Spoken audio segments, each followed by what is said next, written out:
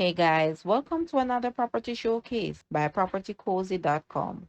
This beautiful two-story house comprises of 3 bedrooms and 2 bathrooms with large kitchen, dining area and living room. It is located in the cool parish of East Clarendon. The house is in very good condition, located in the proximity to Vere Technical High School, Glenmuir High School, and 20 minutes away from Highway 2000. Guys, let's take a look at this house and please watch the entire video for more details at the end.